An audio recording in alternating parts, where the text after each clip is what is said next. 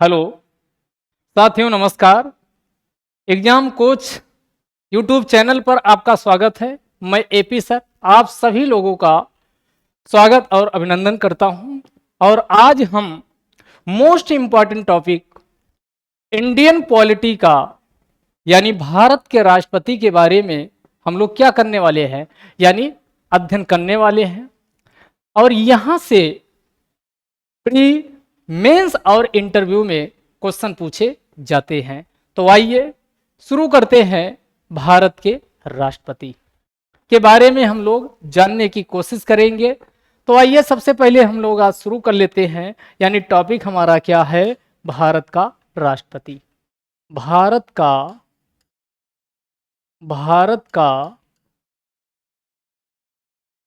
राष्ट्रपति यानी कि president of India. President of India Bharat का राष्ट्रपति।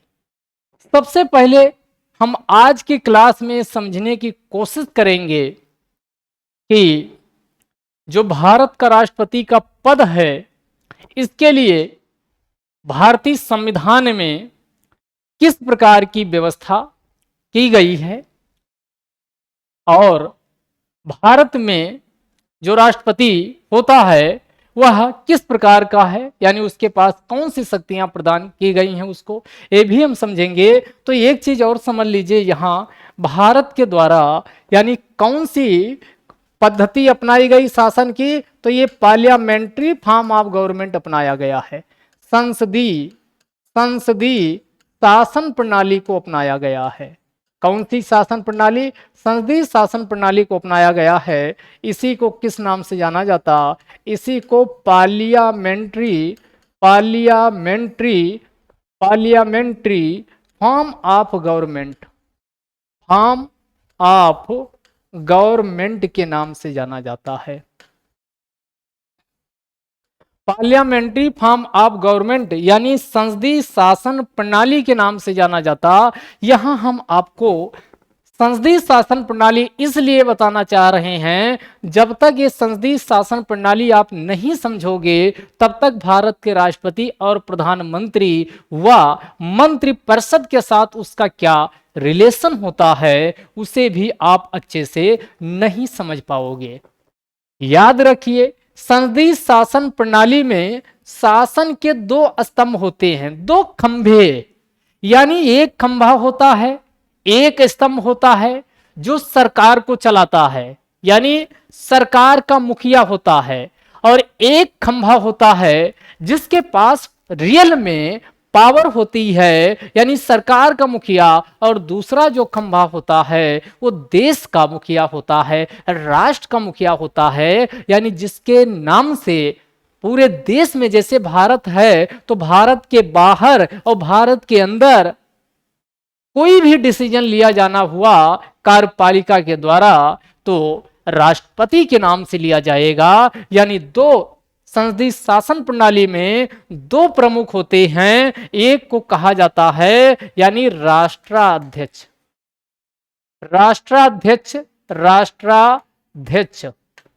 या इसी को कहा जाता है यानी कि राज्य का मुखिया।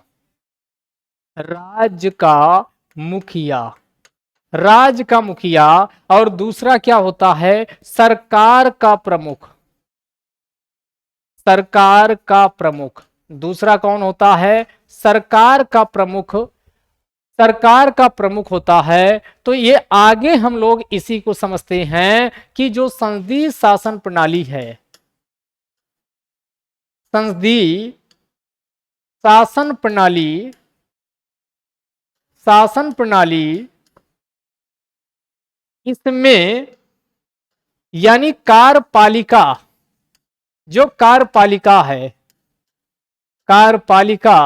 और दूसरा यहां भी कार्यपालिका हम लिख दे रहे हैं, कार्यपालिका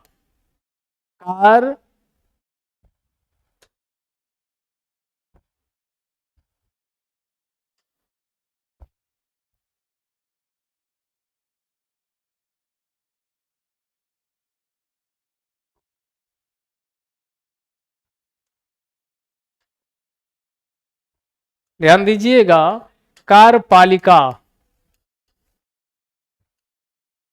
एक कार्यपालिका का होता है यानी संवैधानिक प्रमुख, संवैधानिक प्रमुख, संवैधानिक प्रमुख।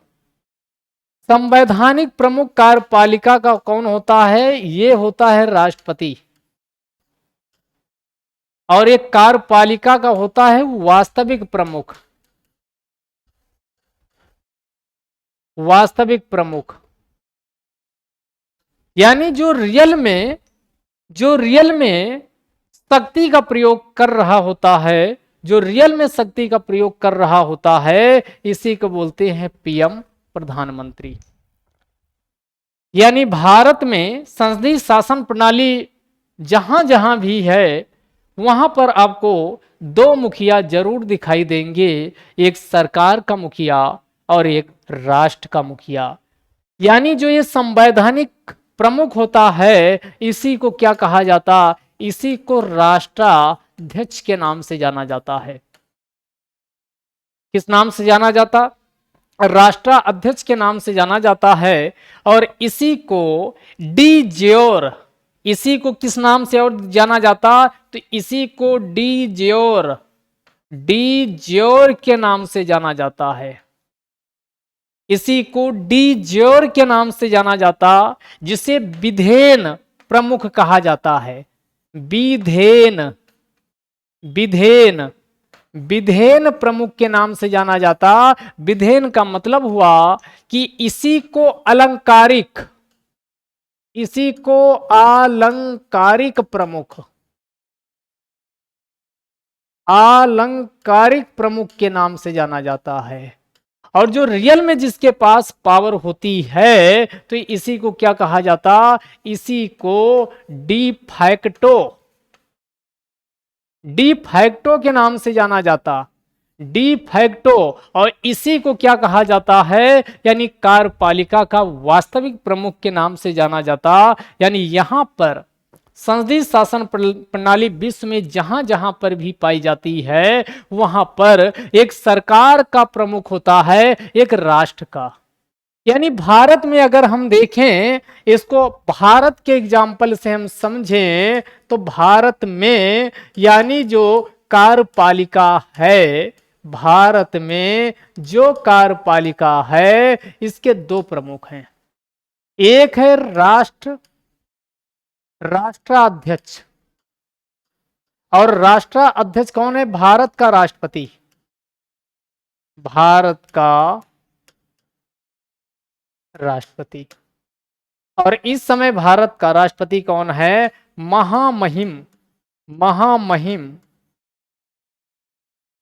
15वें राष्ट्रपति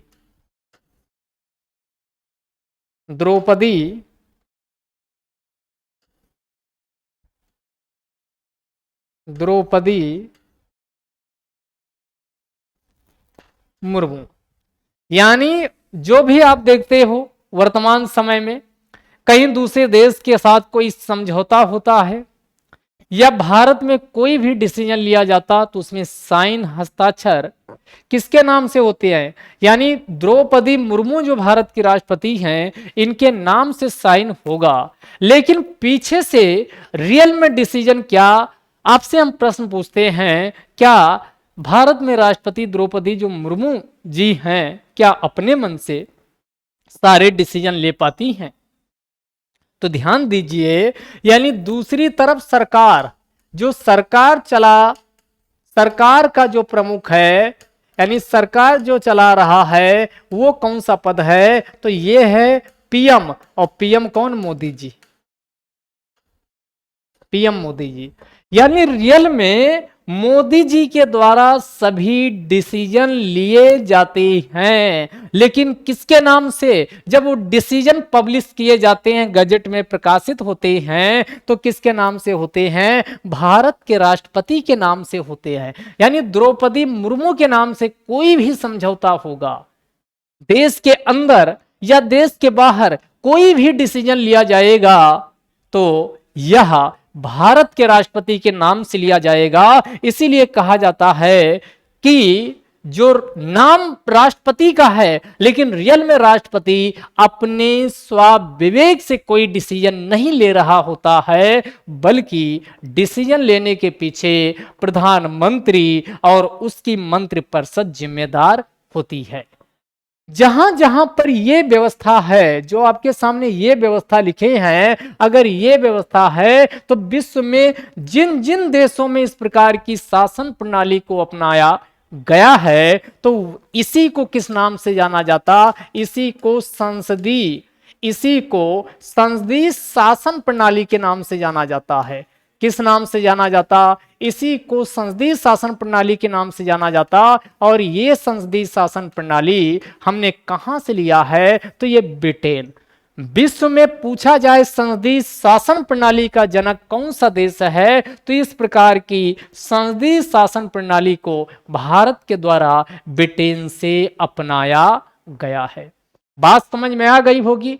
यानी एक के नाम से शक्ति का प्रयोग किया जाएगा डिसीजन, और एक रियल में डिसीजन ले रहा होगा। जिसके नाम से डिसीजन लिया जाएगा वो केवल अलंकारिक है, नाम मात्र का प्रमुख है, रियल में वो कार्यपालिका का प्रमुख नहीं। तो जो ये कौन है? नाम मात्र का प्रमुख है। और जबकि वास्तविक प्रमुख कौन है? तो ये जो दूसरा वाला प्रधानमंत्री हमने लिखा, ये वास्तविक रूप में यानी डिसीजन ले रहा होता है। तो इस प्रकार यानी जो संसदीय शासन प्रणाली है, ये यहां पर दो प्रमुख एक साथ काम करते हैं, एक भारत का राष्ट्रपति और दूसरा कौन?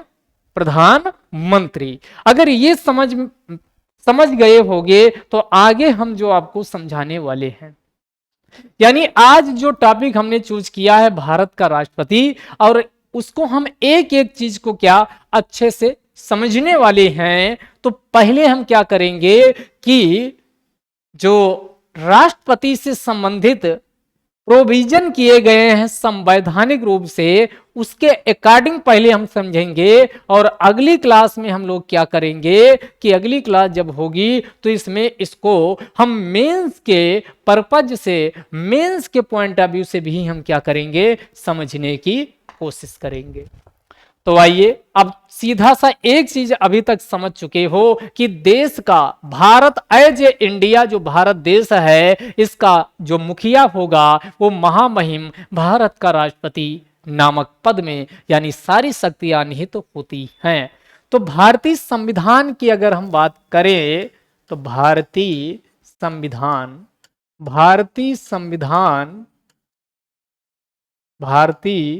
संविधान के अनुच्छेद, भारतीय संविधान के अनुच्छेद यानी कहां से? 52, अनुच्छेद 52 से लेकर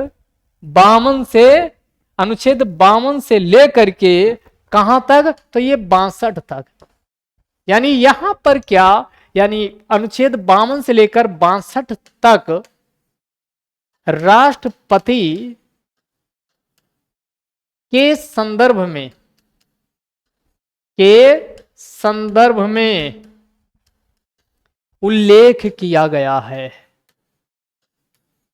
के संदर्भ में उल्लेख किया गया है,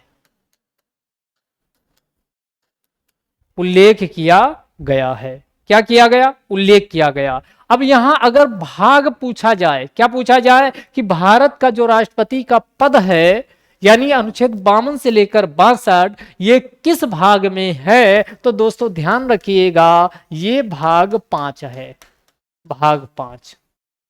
जो भाग 5 ये किससे संबंधित है? तो ये सीधे कार्यपालिका, किससे संबंधित है? कार्यपालिका से संबंधित है। और कार्यपालिका अभी आपको बता ही चुके हैं ये किससे संबंधित है, ये कार्यपालिका से संबंधित है। और इसमें असल में जो कार्यपालिका के अंतर्गत जो आपके अनुच्छेद हैं टोटल, यानी कार्यपालिका से संबंधित जो संघीय कार्यपालिका है, यहां एक और शब्द लिख लीजिए, संघीय मतलब केंद्र वाली, ये शुरू होती है 52 से लेकर अनुच्छेद 78 तक।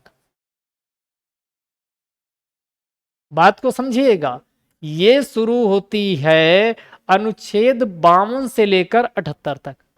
तो आपके एग्जाम में क्वेश्चन पूछेगा संघीय कार्यपालिका का उल्लेख किस अनुच्छेद से लेकर किस अनुच्छेद तक है, तब आप आंसर क्या लगाएंगे? अनुच्छेद 52 से लेकर 52 से लेकर अनुच्छेद 78 तक। 52 से लेकर, क्योंकि 79 से उधर क्या, और ये जो आपका अनुच्छेद 52 से लेकर 78 है, यानी अनुच्छेद 52 से लेकर 78 ये संघीय कार्यपालिका को इंडिकेट करता। तो क्वेश्चन यहां पूछेगा संघीय कार्यपालिका का उल्लेख किसमें है, तो आप कहेंगे अनुच्छेद भाग 5, और अनुच्छेद पूछेगा तो 52 से 78 तक है। और इसी संघीय कार्यपालिका के अंतर्गत जो अनुच्छेद 52 से लेकर 62 तक है, ये भारत के राष्ट्रपति के संबंध में जो संवैधानिक प्रावधान किए गए हैं उसके बारे में क्या किया गया है, उल्लेख किया गया है।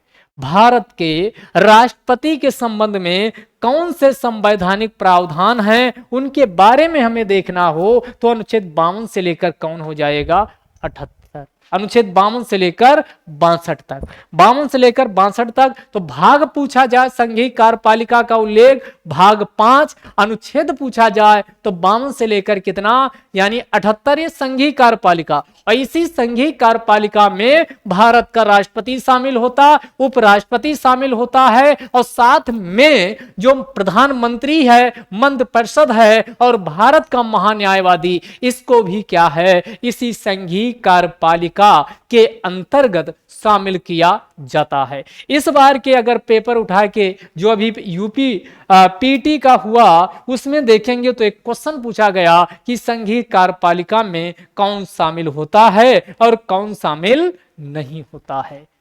तो यहां अब जो क्वेश्चन पॉलिटी के पूछे जा रहे हैं, चाहे वो वनडे एग्जाम हो, चाहे वो आईएएस पीसीएस हो, यानी अब अंडरस्टैंडिंग वाले क्वेश्चन क्या है, ज्यादा पूछे जा रहे हैं। तो हमने क्या कहा, संघीय कार्यपालिका का भाग याद रखिए भाग 5 है।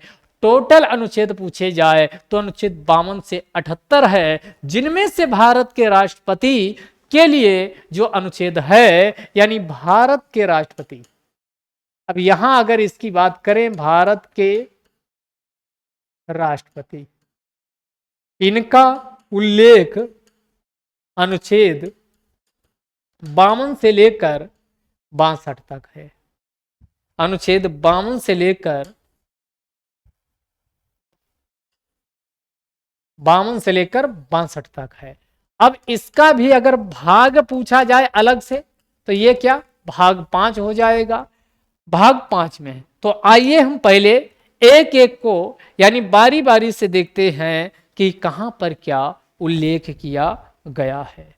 सबसे पहले अनुच्छेद 52 से ही हम शुरू करेंगे। तो भारत के राष्ट्रपति के लिए, भारत के राष्ट्रपति के लिए, भारत के राष्ट्रपति के लिए किए गए संवैधानिक प्रावधान, संवैधानिक प्रावधान, और इसके अंतर्गत आप एक अनुच्छेद हम सबसे पहले उठाते हैं, अनुच्छेद 52। क्या उठाते हैं, अनुच्छेद 52। अनुच्छेद 52 में कहा गया, क्या कहा गया कि भारत का एक राष्ट्रपति होगा। क्या कहा गया, अनुच्छेद 52 कहता है कि भारत का एक राष्ट्रपति होगा, भारत का एक राष्ट्रपति होगा।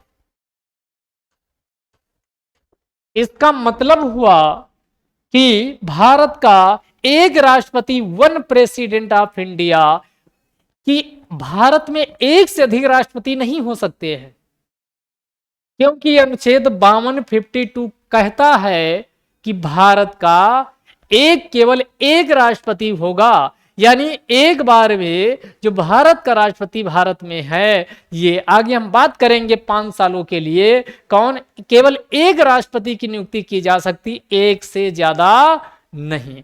तो आपका इसमें स्टेटमेंट डाल देगा कि भारत में क्या एक से अधिक राष्ट्रपति हो सकते हैं। तो मित्रों याद रखिए कि एक साथ एक से अधिक राष्ट्रपति नहीं हो सकते, क्योंकि अनुच्छेद 52 सीधे सीधे बात करता है कि भारत का केवल और केवल एक राष्ट्रपति होगा।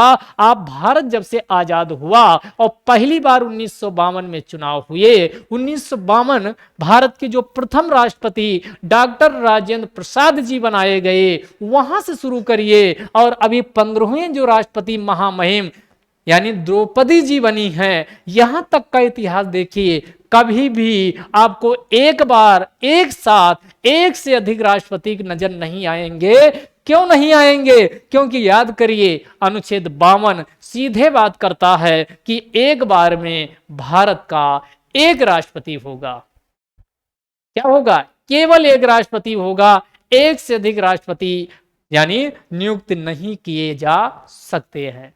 अब इसी के बाद जो अगला आर्टिकल आएगा, यानी 52 के बाद जो आर्टिकल 53 है, 53 में बताया गया जो भारत का एक राष्ट्रपति होगा, ये क्या होगा, किसका प्रमुख होगा, यानी किसका प्रमुख होगा, तो ये अगला बताया गया। इसी के आगे हम बात करते हैं, यानी अनुच्छेद 53।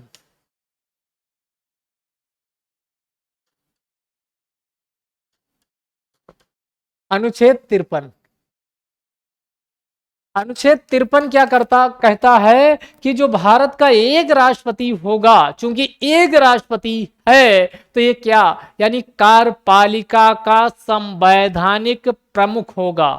क्या कहा गया? जो ये भारत की कार्यपालिका है, यहां कार्यपालिका का मतलब क्या? संघीय। कौन सी कार्यपालिका? संघीय कार्यपालिका। संघीय कार्यपालिका यानी कार्यपालिका बोलते हैं एग्जीक्यूटिव। संघीय कार्यपालिका, संघीय कार्यपालिका का संवैधानिक कॉन्स्टिट्यूशनल संवैधानिक प्रमुख, संवैधानिक प्रमुख यानी इसको बोलते हैं कॉन्स्टिट्यूशनल हेड, संवैधानिक प्रमुख, कार्यपालिका का संवैधानिक प्रमुख भारत का राष्ट्रपति।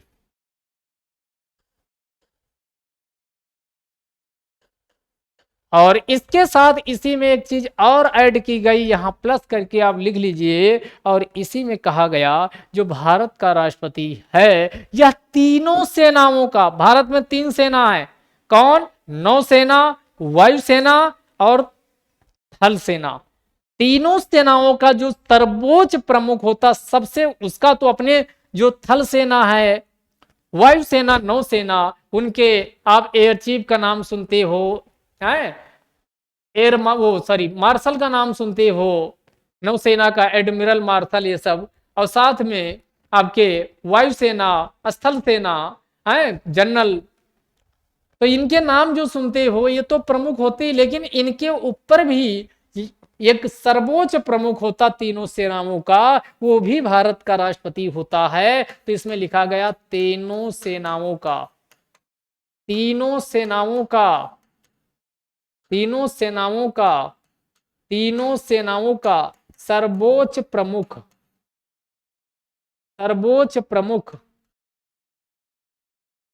ये भी कौन होता है? भारत का राष्ट्रपति,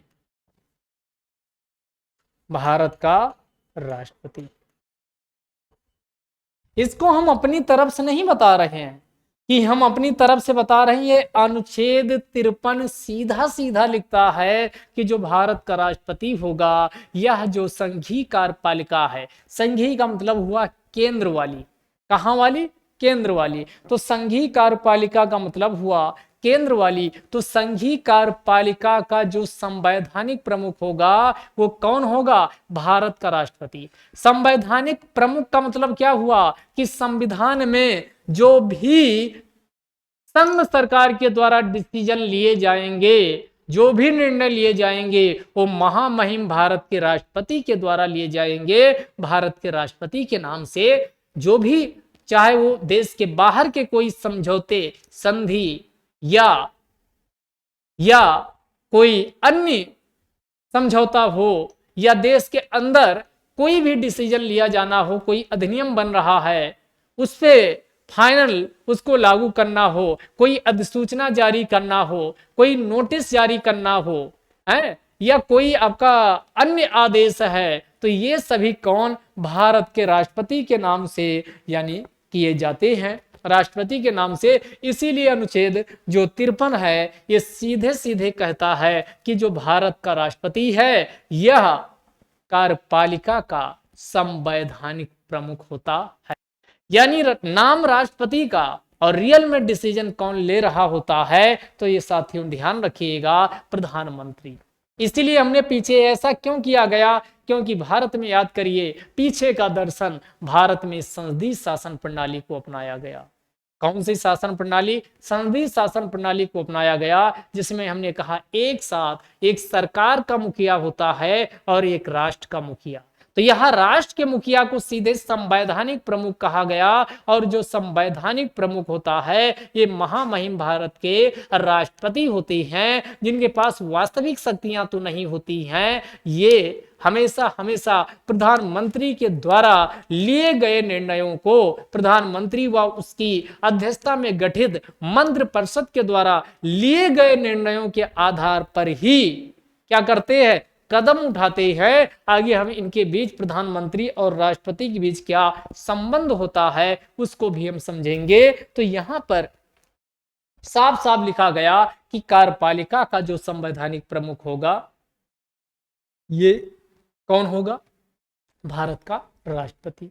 इसके अलावा तीनों सेना, थल सेना, वायु सेना, नौसेना का जो सर्वोच्च प्रमुख होता है यह भी भारत का राष्ट्रपति होता। तो कई बार यहां नीचे वाले पॉइंट से भी क्वेश्चन ये पूछा जा सकता। तो अनुच्छेद जो 53 है ये दो बातों को संवैधानिक रूप से लिखता है। एक, कार्यपालिका का संवैधानिक प्रमुख कौन होगा, भारत का राष्ट्रपति होगा, और दूसरा, भारत का राष्ट्रपति तीनों सेनाओं का क्या होता है, तीनों सेनाओं का, भारत का राष्ट्रपति तीनों सेनाओं का प्रमुख होता है।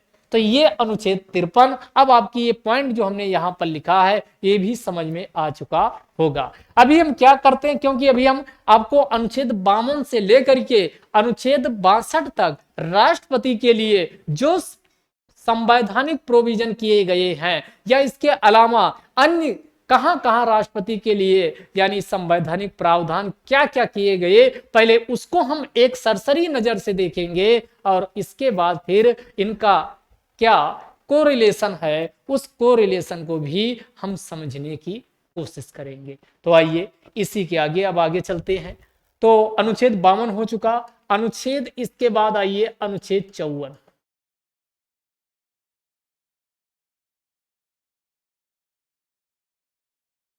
अनुच्छेद 54, अनुच्छेद 54 क्या बात करता है, अनुच्छेद 54 मोस्ट इंपॉर्टेंट है। तो 54 से निर्वाचन, निर्वाचन, निर्वाचन, और किसका निर्वाचन, भारत का राष्ट्रपति का।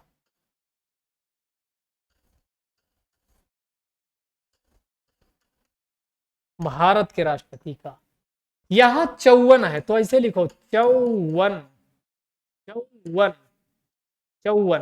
तो यहां 54 से यहां देखो चौवचन, 54 वचन, तो ये आपको रिलेट कर लीजिए 54 से निर्वाचन, चावन वाचन, चावन वाचन। तो ऐसे बोलोगे तो 54 वाचन, 54 वाचन, वाचन क्या, निर्वाचन।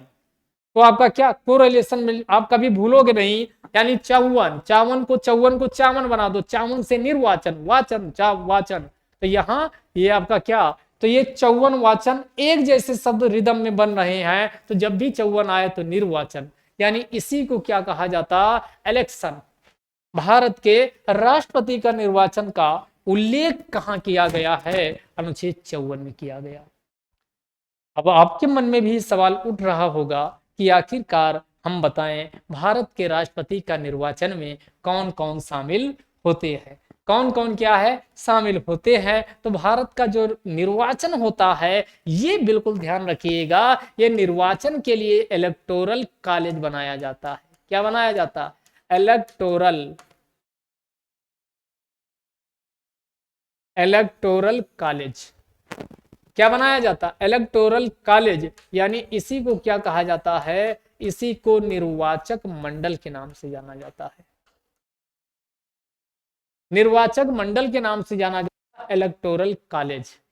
अब आपके लिए भी कि निर्वाचन 54 में है, तो इलेक्टोरल कॉलेज जो निर्वाचन मंडल बनेगा, इसमें कौन कौन वोट करते हैं, कैसे बनता है?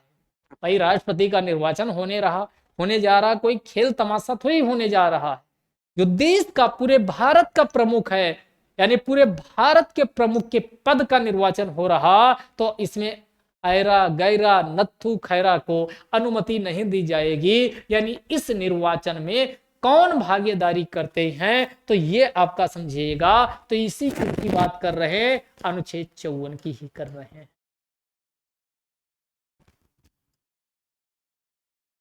अनुच्छेद 54, अनुच्छेद 54 में हमने क्या कहा? अनुच्छेद 54 में राष्ट्रपति के निर्वाचन को इसमें मेंशन किया गया। और ये निर्वाचन के लिए क्या हमने कहा कि निर्वाचन के लिए, राष्ट्रपति के निर्वाचन के लिए हमने कहा निर्वाचक मंडल होगा। क्या होगा? निर्वाचक मंडल होगा, जिसे किस नाम से जाना जाता? Electoral college. इलेक्टोरल कॉलेज, निर्वाचक मंडल होगा। और ये अब यहां ध्यान दीजिएगा, निर्वाचन, तो भारत के राष्ट्रपति में एक चीज आप ध्यान रखिएगा, ध्यान दें। क्या ध्यान दें? कि भारत के राष्ट्रपति के निर्वाचन में, राष्ट्रपति के निर्वाचन में केवल, इस केवल को अंडरलाइन कर लीजिए और दिमाग में बैठा लीजिए, केवल निर्वाचित सदस्य शामिल होते हैं। केवल निर्वाचित सदस्य शामिल होते हैं।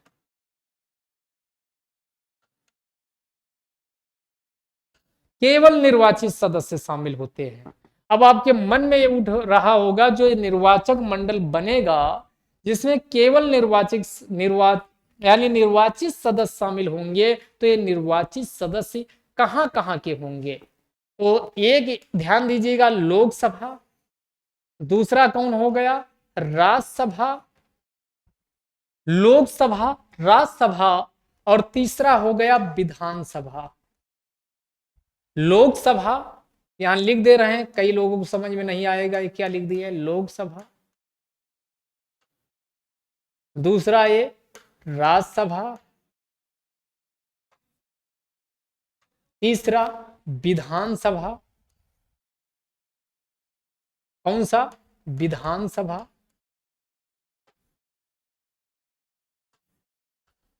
और अगला पॉइंट ध्यान दीजिएगा, दिल्ली, दिल्ली प्लस पुडुचेरी, इसकी विधानसभा के सदस्य।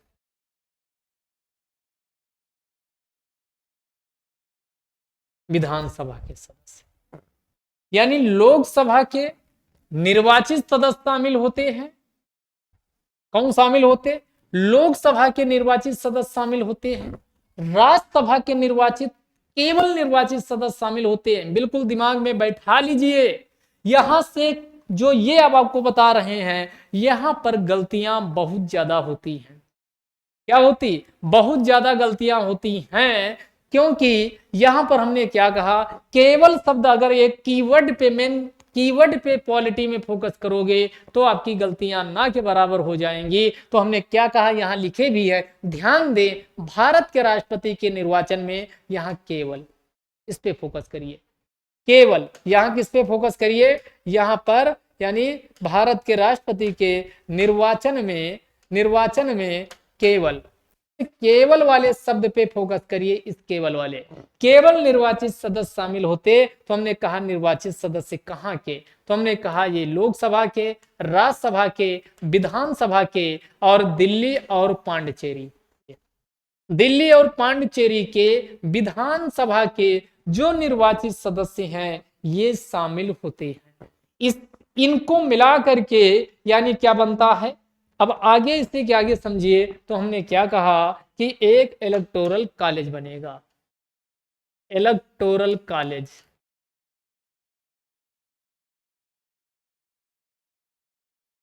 निर्वाचक मंडल बनेगा, क्या बनेगा, निर्वाचक मंडल बनेगा। और इस निर्वाचक मंडल में हमने क्या कहा, कहां के निर्वाचित सदस्य, तो यहां अब ध्यान दीजिएगा, निर्वाचित सदस्य, निर्वाचित लोकसभा के सदस्य, निर्वाचित लोकसभा के सदस्य। अगला निर्वाचित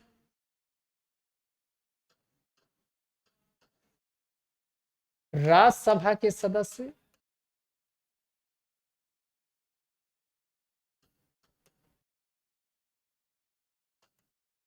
निर्वाचित विधान सभा के सदस्य,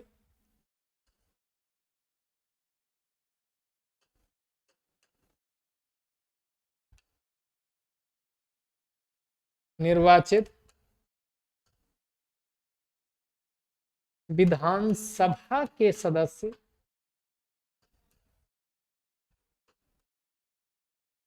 और साथ में दिल्ली एवं पांडिचेरी, पुडुचेरी के निर्वाचित सदस्य, निर्वाचित विधानसभा के सदस्य।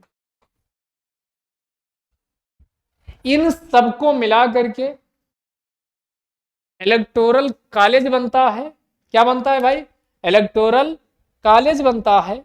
और याद रखिए जो दिल्ली और पांडिचेरी के निर्वाचित सदस्य हैं, इनको जो यहां पर दिल्ली और पांडिचेरी के निर्वाचित सदस्य हमने आपको लिखा है, तो इन्हें ये वाले दिल्ली और पांडिचेरी के जो निर्वाचित सदस्य हैं, इन्हें 17वें संविधान संशोधन से शामिल किया गया। 17वें संविधान संशोधन, 17वें संविधान संशोधन से इनको क्या किया गया है, शामिल किया गया है, शामिल किया गया है। यहां तक आपका क्लियर हो चुका होगा, यहां तक क्लियर हो चुका होगा।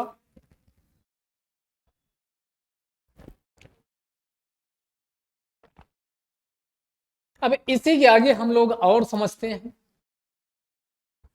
क्या समझते हैं कि जो भारत का राष्ट्रपति का के निर्वाचन में कौन शामिल नहीं होता है।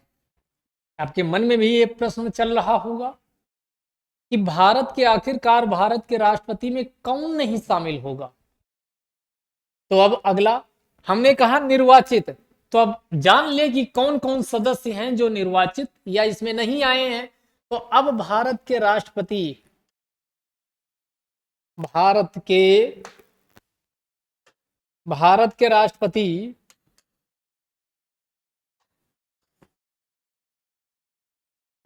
भारत के राष्ट्रपति के निर्वाचन में कौन, यहां इसको अंडरलाइन कीजिएगा, कौन सदस्य शामिल नहीं होता है।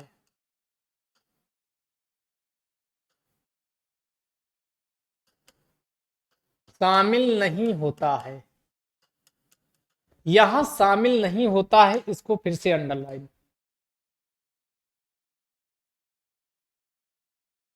कौन शामिल नहीं होता है, शामिल नहीं, ये अंडरलाइन कर लीजिए। कौन शामिल नहीं होता है? कौन शामिल नहीं होता है? तो ध्यान दीजिएगा, ये कौन शामिल नहीं होता है? तो इसमें लोकसभा के नामित सदस्य, लोकसभा के नामित सदस्य,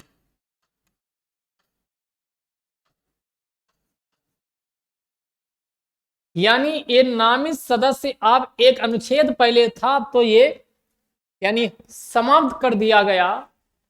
एक अनुच्छेद था, अनुच्छेद 331। इस अनुच्छेद में कहा गया था, क्या कहा गया था?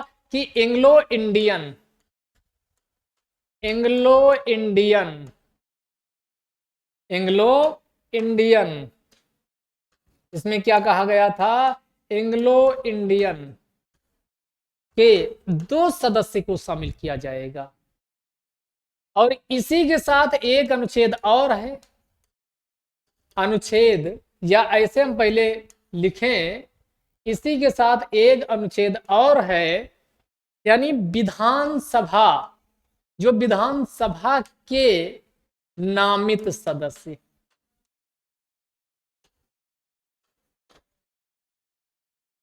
और ये नामित सदस्य कितनी संख्या होती थी? तो अनुच्छेद 333, 333 में लिखा गया था कि एक एंग्लो इंडियन, एक एंग्लो इंडियन, क्या कहा गया था? एक एंग्लो इंडियन, एक एंग्लो इंडियन सदस्य को शामिल किया जाता था। लेकिन यानी ये आपके किसमें, इनका, चूंकि भारत का राष्ट्रपति ही इनका नामांकन करता था, इसीलिए यानी लोकसभा के जो 2 सदस्य एंग्लो इंडियन होते थे, और विधानसभा, प्रत्येक विधानसभा में जो एक एंग्लो इंडियन सदस्य होता था, अनुच्छेद 331 में लोकसभा में 2 सदस्यों का भारत के राष्ट्रपति के द्वारा नामांकन किया जाता था, नामित किया जाता था। और अनुच्छेद 333 के अंतर्गत प्रत्येक विधानसभाओं में, उस विधान सभाओं में उस राज्य के राज्यपाल के द्वारा जो एक सदस्य का नॉमिनेशन नामित राज्यपाल के द्वारा किया जाता था। तो इसी को अब क्या किया गया, यानी ये तो भारत के राष्ट्रपति में पहले भी नहीं शामिल होते थे, लेकिन अब इसे 104वें संविधान संशोधन से हटा दिया गया है। किससे हटा दिया गया? तो इसे 104वें, यही सारी चीजें ऊपर लिख दे रहे हैं इसे, यानी 104वां संविधान संशोधन हुआ, 104वें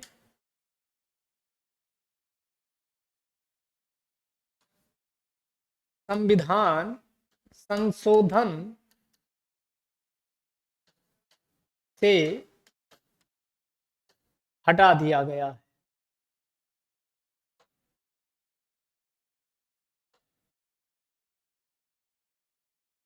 हटा दिया, हटा दिया गया। तो इनको भी भारत के राष्ट्रपति के निर्वाचन प्रक्रिया में शामिल नहीं किया जाता था। अगर आगे हम बात करें और कौन भारत के राष्ट्रपति के निर्वाचन प्रक्रिया में शामिल नहीं होते थे, तो और कौन शामिल नहीं होते थे, तो अभी आपका बच रहा होगा क्या, यानी राज्यसभा के नामित सदस्य। राज्यसभा में कितने सदस्यों का नामांकन होता है? तो इसमें होता है 12 सदस्यों का नामांकन। 12 सदस्य क्या होते हैं? नामित होते हैं, जो कहां कहां से? साहित्य, कला, विज्ञान, साहित्य, कला, विज्ञान और समाज सेवा। इन क्षेत्रों से इन 12 सदस्यों का नाम यानी नामांकन कौन, चूंकि राष्ट्रपति के द्वारा ही किया जाता है तो इसीलिए भारत के राष्ट्रपति के निर्वाचन में इनको भी शामिल नहीं किया जाता है। यानी राष्ट्रपति के निर्वाचन में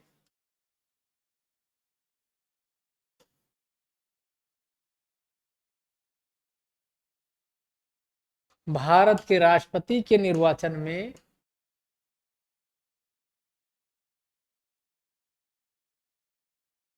शामिल नहीं,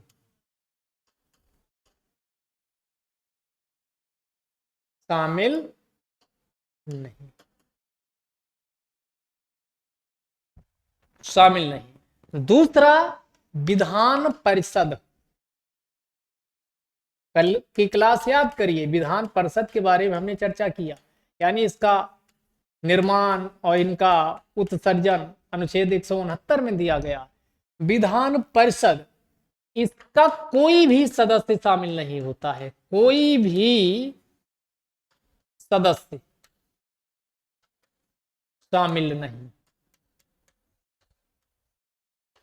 कोई भी सदस्य शामिल नहीं होता है। यानी इसी को MLC के नाम से जाना जाता, मेंबर ऑफ लेजिस्लेटिव काउंसिल के नाम से जाना जाता है। किस नाम से जाना जाता?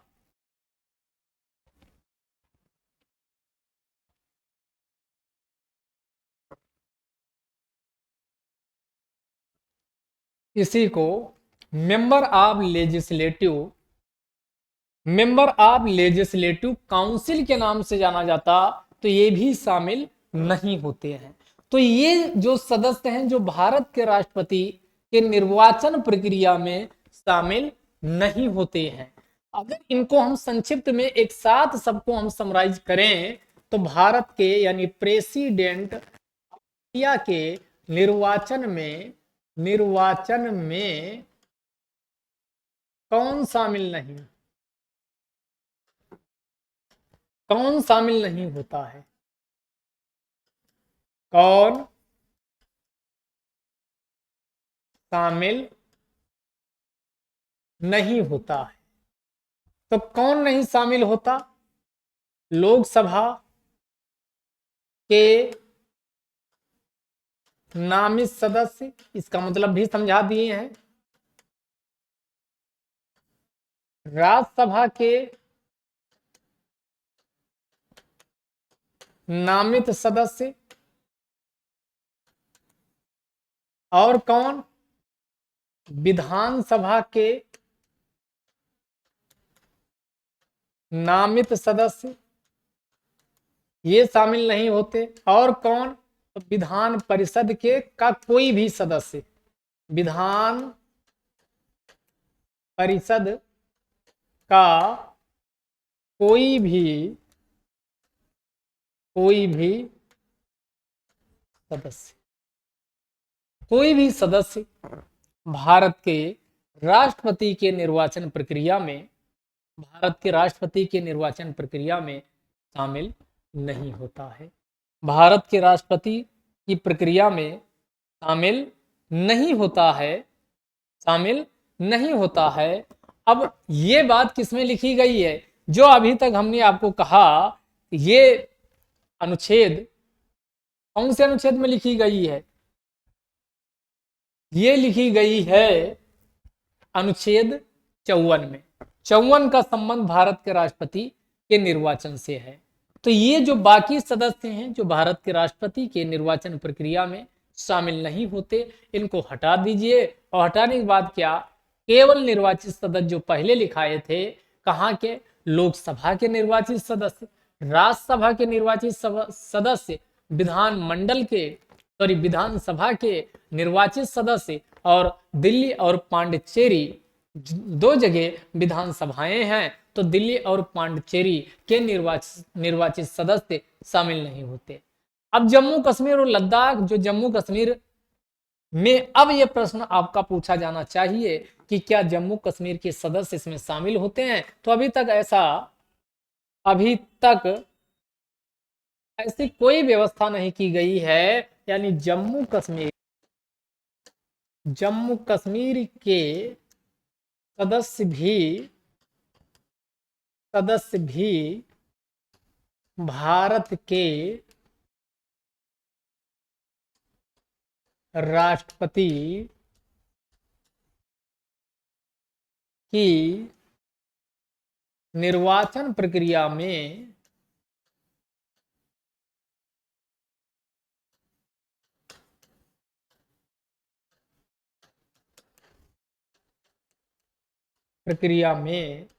शामिल नहीं होते हैं, शामिल नहीं होते। तो ये जम्मू कश्मीर का भी ध्यान रखिएगा, इनको भी कहा गया कि भारत के राष्ट्रपति के निर्वाचन प्रक्रिया में शामिल नहीं होंगे, क्योंकि जम्मू कश्मीर को एक यूटीज बना दिया गया है, यूटीज बना दिया गया। और अभी जो राष्ट्रपति का चुनाव हुआ, जिसमें महामहिम द्रौपदी मुर्मू जी भारत की राष्ट्रपति बनी, उसमें भी जम्मू कश्मीर शामिल नहीं हुआ था। ये आप बिल्कुल क्लियर रखिएगा। अब बात आती है अगला, ये तो हो गया कि भारत के राष्ट्रपति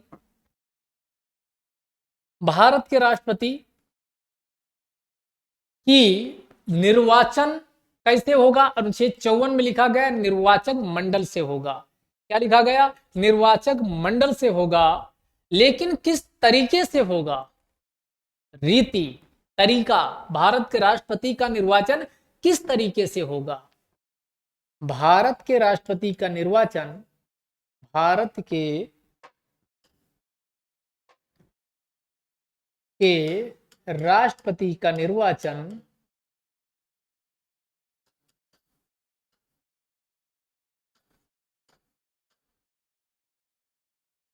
का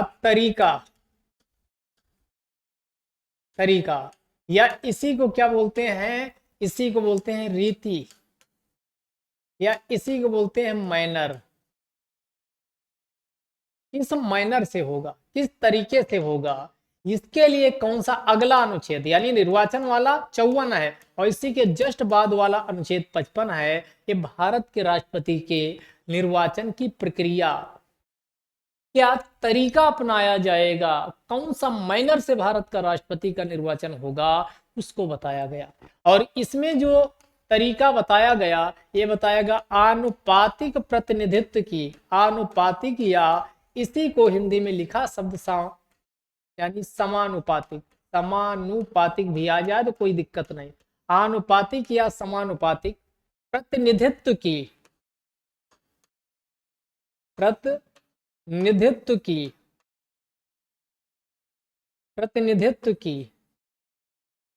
एकल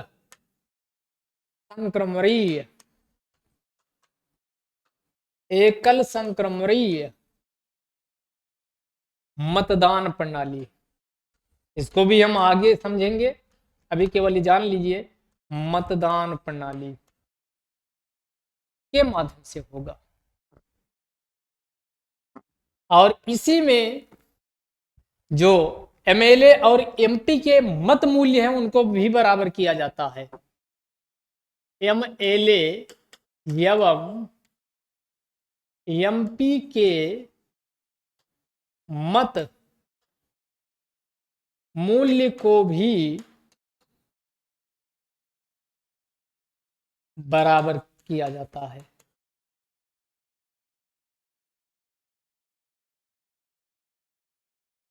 एमएलए एवं मत मूल्य को भी बराबर किया जाता है, इसका भी उल्लेख किया गया है।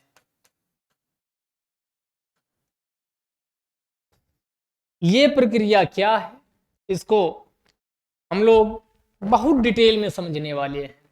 ये आनुपातिक प्रतिनिधित्व की जो एकल संक्रमणीय मतदान प्रणाली है, ये किस प्रकार की है, और इसी को इंग्लिश में क्या बोलते हैं?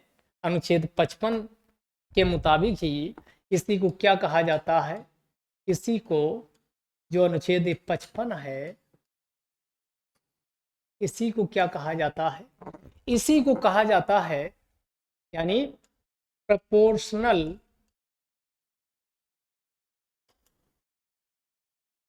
Representative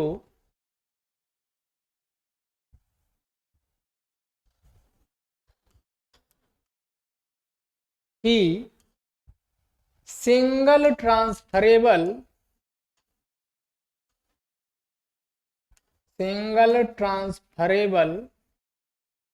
voting system.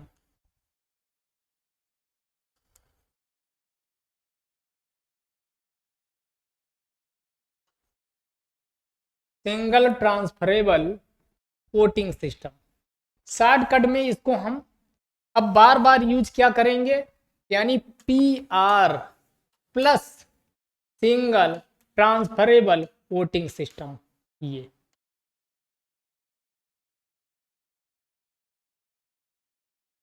PR proportional representative का जो सिंगल ट्रांसफरेबल वोटिंग सिस्टम होता है, इसके माध्यम से भारत का जो राष्ट्रपति है, भारत का राष्ट्रपति निर्वाचित होता है। और इसी में भारत के राष्ट्रपति का जो निर्वाचन होता है, ये सेक्रेट, ये क्या होता, सेक्रेट गुप्त मतदान प्रणाली से होता है।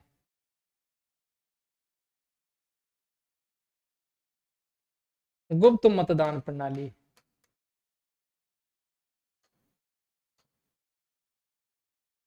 सीक्रेट कैसा होता, तो ये गुप्त मतदान प्रणाली से होता है। किस प्रकार होता, गुप्त मतदान प्रणाली से भारत के राष्ट्रपति का निर्वाचन होता है। अगला हम समझते हैं,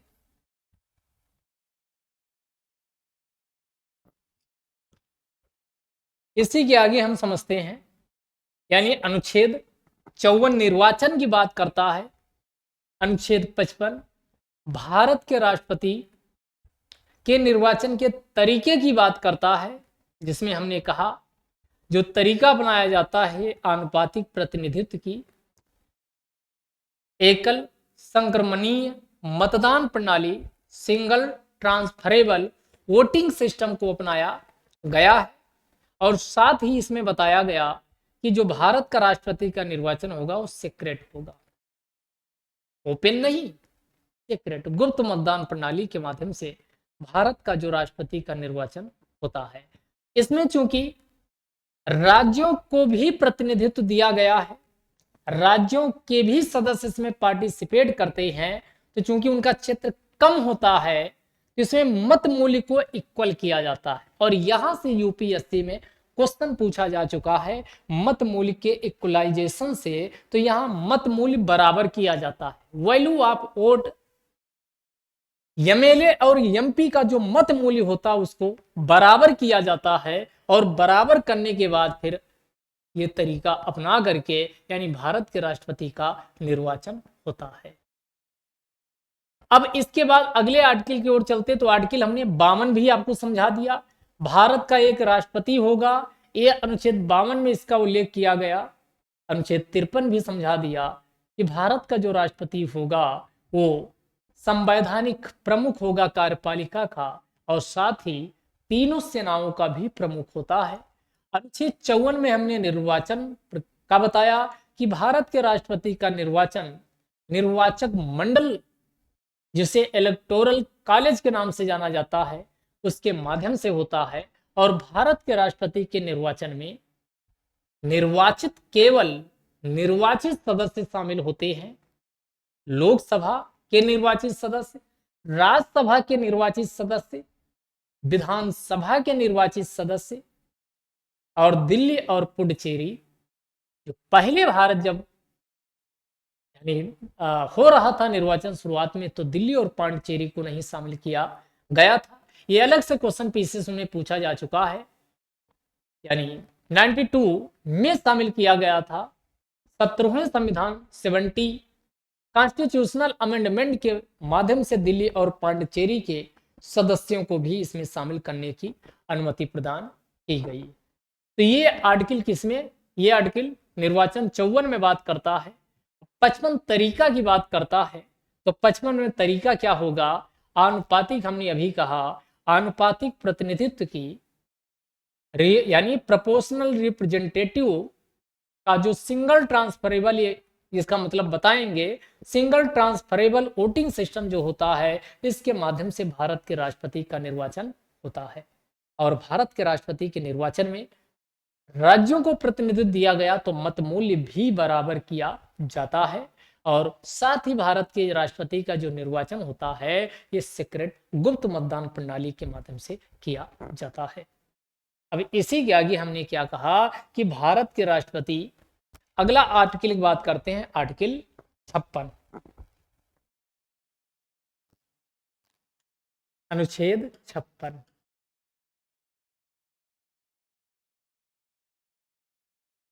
अनुच्छेद 56 क्या उल्लेख करता? भारत के राष्ट्रपति की पदावधि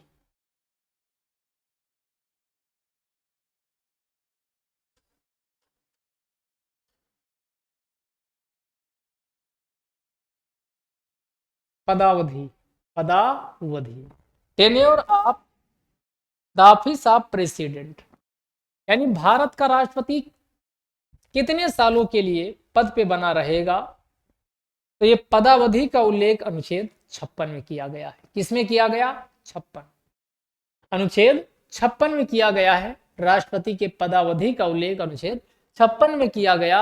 और पदावधि क्या बताई गई? जिस दिन से पद ग्रहण करेगा, ध्यान दीजिएगा, जिस दिन से भारत का राष्ट्रपति, क्या शब्द प्रयोग किया? पद ग्रहण, यानी जिस दिन से भारत का राष्ट्रपति पद ग्रहण करता है, ये पद ग्रहण को फिर अंडरलाइन करिएगा, पद ग्रहण की तिथि से यानी अगले 5 वर्ष के लिए, 5 वर्ष के लिए, किंतु इसके पहले भी, इसके पहले भी भारत का राष्ट्रपति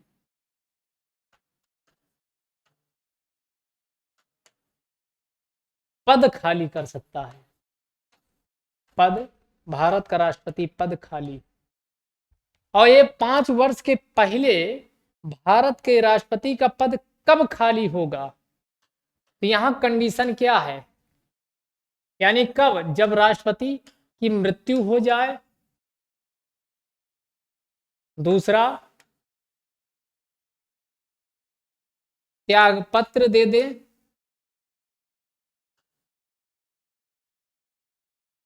और कब? महाभियोग। आगे हम बात करेंगे महाभियोग, और इसी का आगे अभी हम बात करेंगे। इसका उल्लेख अनुच्छेद 61 में किया गया है। किस अनुच्छेद में किया गया? अनुच्छेद 61 में। और भारत का राष्ट्रपति त्याग पत्र किसको देता है? भारत का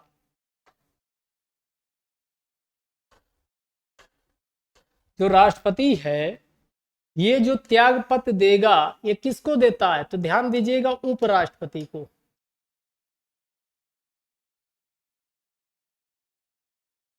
भारत का राष्ट्रपति उपराष्ट्रपति को क्या करता है? त्याग पत्र देता है। भारत का राष्ट्रपति यानी जो त्याग पत्र है, ये उपराष्ट्रपति को देता है। तो मृत्यु, त्याग पत्र, महाभियोग प्रक्रिया, इनके माध्यम से भारत का जो राष्ट्रपति का पद है, ये 5 वर्ष के पहले भी खाली हो सकता है। 5 वर्ष के पहले खाली होगा, और जब भी खाली होगा तो उसके 6 माह के अंदर यानी निर्वाचन हो जाना चाहिए। उसकी भी हम आगे बात करेंगे, और ये अनुच्छेद 56 में उल्लेख किया गया है। अगर एग्जाम में आपसे क्वेश्चन, अगर ये आपका टिपिकल बनाता है कि भारत के राष्ट्रपति हमेशा हमेशा के लिए 5 वर्षों के लिए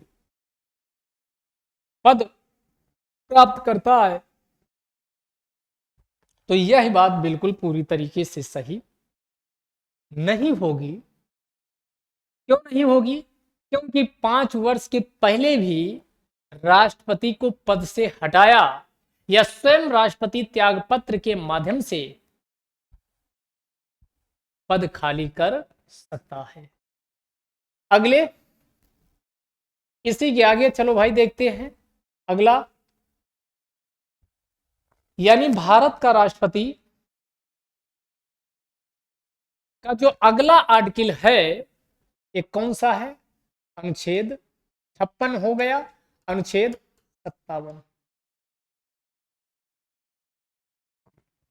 महामहिम यानी राष्ट्रपति 57 में क्या लिखा गया? 57 साथ साथ 57 का लिख लो, ये आपका साथ साथ साथ निभाएंगे, साथ निभाएंगे, साथ साथ। साथ साथ का मतलब क्या हुआ? कितनों बार मौका मिलेगा तो भारत का राष्ट्रपति अपना पद प्राप्त करने से कभी भी भागने वाला नहीं है। भारत के राष्ट्रपति को कितनी ही बार मौका दे दिया जाए तो उसे कोई रोक टोक नहीं किया गया। आप कितनी ही बार भारत के राष्ट्रपति बन सकते हो। यानी भारत का राष्ट्रपति को इतना अच्छा पवित्र पद माना गया कि ये 7 युगों का साथ साथ निभाता है। तो 7 युगों तक साथ निभाने के लिए तैयार है भारत का राष्ट्रपति। 57 में बात कही गई और इसीलिए आर्टिकल जो 57 है यह भारत के राष्ट्रपति के पुनर्निर्वाचन की बात करता है। क्या बात करता? पुनर्निर्वाचन, राष्ट्रपति के पुनर्निर्वाचन की बात करता है। राष्ट्रपति के पुनर्निर्वाचन, री इलेक्शन, पुनर्निर्वाचन, पुनर्निर्वाचन की बात करता है। और कोई भी व्यक्ति भारत में पुनर्निर्वाचित होकर कितनी ही बार भारत का राष्ट्रपति बन सकता है? कोई व्यक्ति, कोई भी नागरिक पुनर्निर्वाचन के माध्यम से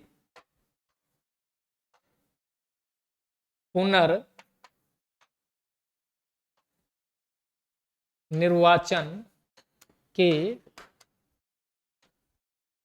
माध्यम से, निर्वाचन के माध्यम से कितनी ही बार यानी एक से अधिक बार, एक से अधिक बार राष्ट्रपति बन सकता है।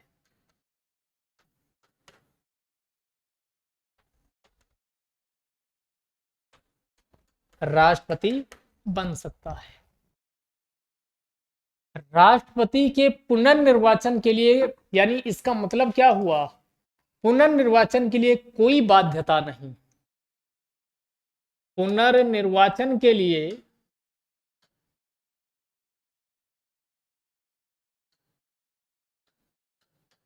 कोई बाध्यता नहीं।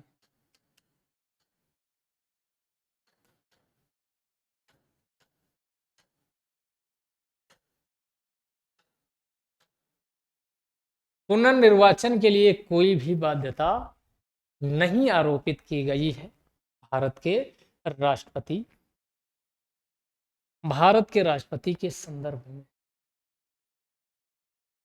बात समझ में आई? यानी आप कितनी ही बार, 2 बार, 3 बार, 4 बार, 5 बार, जितनी बार आपको पुनर्निर्वाचित चुनाव जीतोगे उतनी बार भारत के राष्ट्रपति बन सकते। और ये बात किसमें लिखी गई? अनुच्छेद 57 में लिखा गया। 57 साथ साथ निभाएंगे, 7 युगों तक निभाएंगे।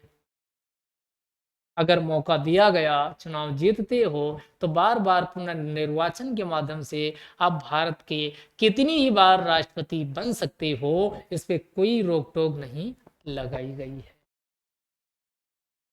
अब आते हैं आर्टिकल 58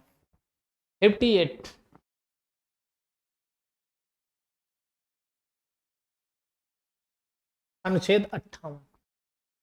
जो अनुच्छेद 58 है, अनुच्छेद 58 आर्टिकल 58 में भारत के राष्ट्रपति की अर्हता का उल्लेख किया गया है। आज से 58, ऐसे लिखो 58, 58 और 58 से अर्हता, अर्हता।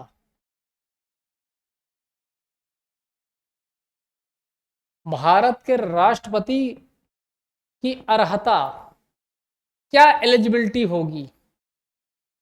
भारत के राष्ट्रपति के अर्हता एलिजिबिलिटी का उल्लेख, इसका उल्लेख भारत के राष्ट्रपति के एलिजिबिलिटी का उल्लेख आर्टिकल 58 में किया गया। यानी कौन व्यक्ति है जो भारत का राष्ट्रपति बन सकता है?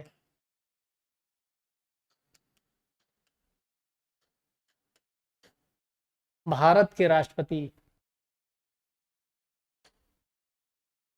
तो इसमें क्या कहा गया? इसमें कहा गया कि पहली शर्त है भारत का नागरिक होना चाहिए। अर्हता क्या है? भारत के राष्ट्रपति बनने की अर्हता क्या है? तो यह अर्हता है, पहला,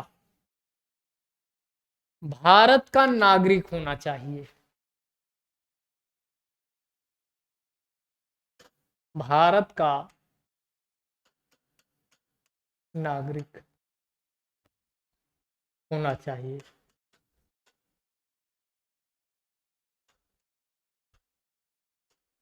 अब आपके मन में ये उठ रहा होगा कि भारत का नागरिक अगर किसी भी व्यक्ति को जो विदेशी है, भारत का जन्म, भारत में जन्म उसका नहीं हुआ, लेकिन बाद में भारत की नागरिकता प्राप्त कर लेता है, तो क्या वह भारत का राष्ट्रपति बन सकता है? जी हाँ। यानी अगर आप इसमें भारत की नागरिकता, जैसे अमेरिका, यूएसए में देखोगे तो यूएसए का राष्ट्रपति के लिए जन्मजात नागरिकता चाहिए। जन्मजात नागरिकता। लेकिन भारत में ऐसा नहीं है। यूएसए में क्या चाहिए? जन्मजात। अगर वहां आपका बर्थ हुआ है, वहां अमेरिका की भूमि पर पैदा हुए हो, अमेरिका की भूमि पर पैदा हुए हो, तभी अमेरिका का क्या आप बन सकते हो? राष्ट्रपति बन सकते हो। जबकि भारत में ऐसा नहीं है।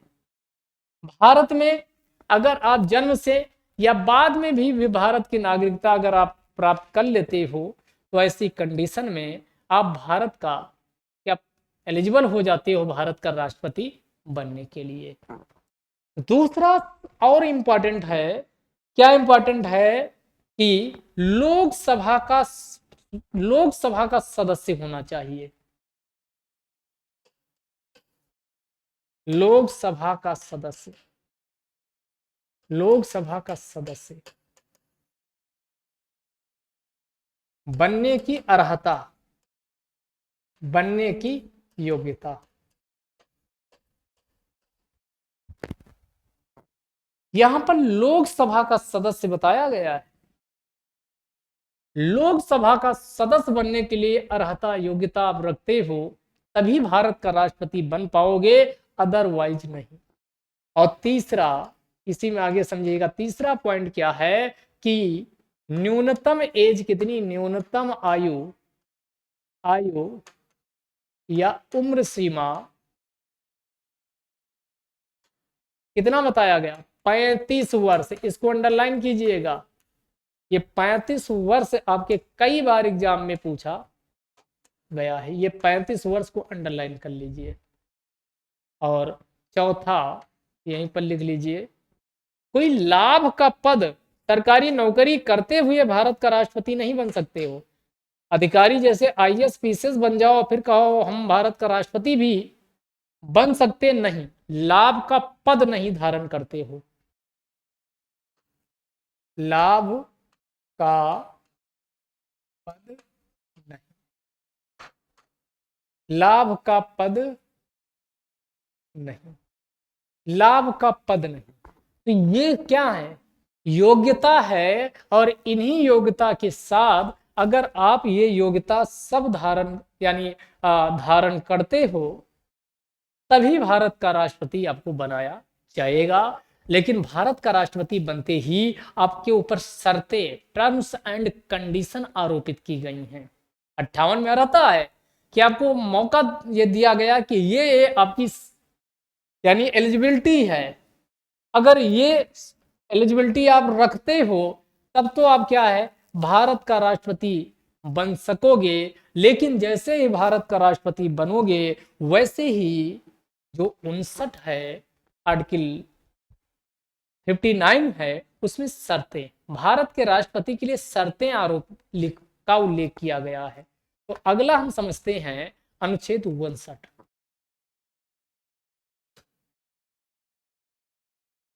अनुच्छेद 59 इसमें भारत के राष्ट्रपति के लिए शर्तें, भारत के राष्ट्रपति के लिए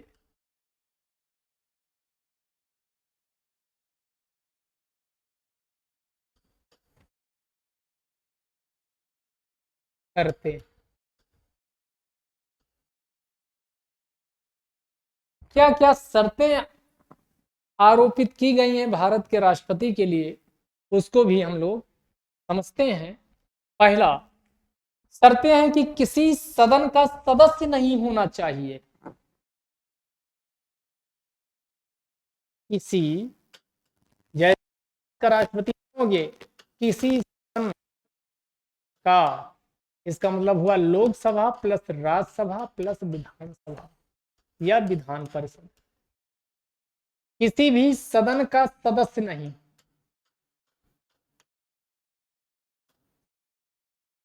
अगर हो तो पहले ही त्याग पत्र दे दो। किसी भी सदन का सदस्य नहीं होना चाहिए, ये शर्त है। अगला किसी भी जैसे कोई कंपनी है, ये नहीं कि अब बन गए तो आप कंपनी भी चला रहे हो और उसके सीईओ हो डायरेक्टर हो, यानी अन्य कोई लाभ नहीं आप रखते हो, अन्य लाभ पद नहीं धारण करते हो, यानी अन्य लाभ पद, office of profit, office of profit, अन्य लाभ के पद अगर धारण करोगे तब भी आपको भारत का राष्ट्रपति यानी जो शर्तें हैं वो पूरा नहीं कर सकते हो, यानी नहीं करते हो, और ऐसे में आप भारत के राष्ट्रपति नहीं रह सकते। और साथ में इसमें कहा गया कि किसी भी केंद्र सरकार या राज्य सरकार से कोई अन्य वेतन ना प्राप्त करते हो, केंद्र सरकार आबलिक राज्य आबलिक स्थानीय निकाय से यानी कोई वेतन नहीं। अगर ग्राम प्रधान हो तब भी आप भारत के राष्ट्रपति बनते ही ग्राम प्रधान से आपको क्या करना होगा, यानी इस्तीफा देना होगा। अगर एमपी एमएलए हो तो भारत का राष्ट्रपति बनते ही आपको जो अन्य लाभ का पद या कोई भी अन्य प्राप्त करते थे तो वो सारे लाभ के पद व साथ ही जो वेतन मिल रहा था उन सब का त्याग करना होगा, उन्हें छोड़ना होगा। और यही बात किसमें जो राष्ट्रपति के लिए शर्तें हैं ये आर्टिकल 59 में इसका उल्लेख किया गया है। इसका उल्लेख किसमें किया गया, इसका उल्लेख अनुच्छेद 59 में किया गया है। अब इसी के बाद अनुच्छेद जो 60 है, अनुच्छेद 60 क्या 60 कर शपथ कर शपथ कर शपथ कर शपथ, और ये शपथ कर शपथ कर शपथ अग्निपथ अग्निपथ, तो ये जो शपथ का उल्लेख किसमें किया गया है ये अनुच्छेद 60 में किया गया। कौन शपथ लेगा, तो इसमें कहा गया भारत का राष्ट्रपति शपथ लेगा, भारत का राष्ट्रपति क्या करेगा? शपथ लेगा। भारत का राष्ट्रपति क्या करेगा? शपथ लेगा।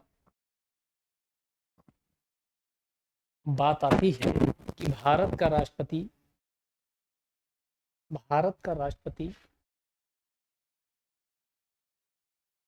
क्या शपथ लेगा?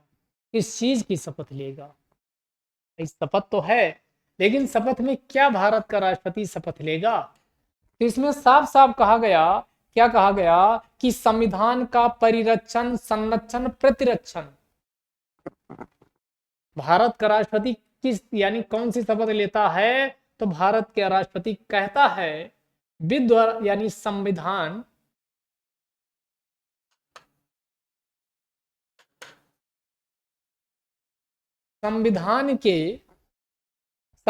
का परिरक्षण करेगा। संविधान का परिरक्षण, संरक्षण एवं प्रतिरक्षण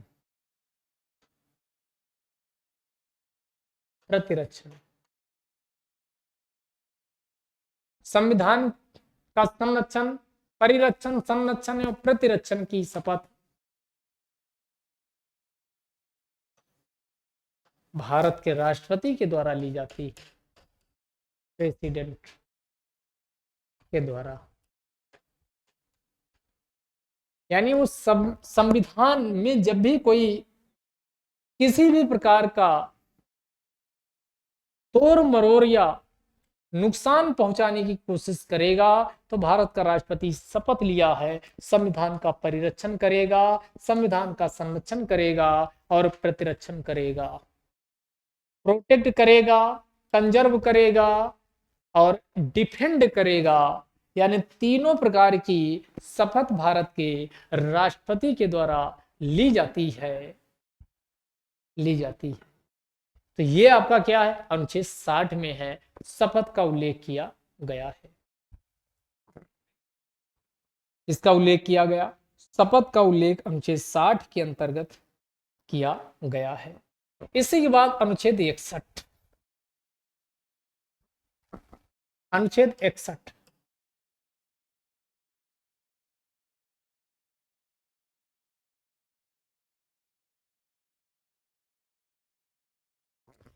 61 राष्ट्रपति का जो अनुच्छेद 61 है, इसमें राष्ट्रपति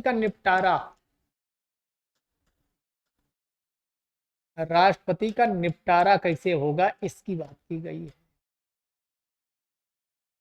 और ये निपटारा कैसे हो सकता? तो इसमें महाभियोग के माध्यम से।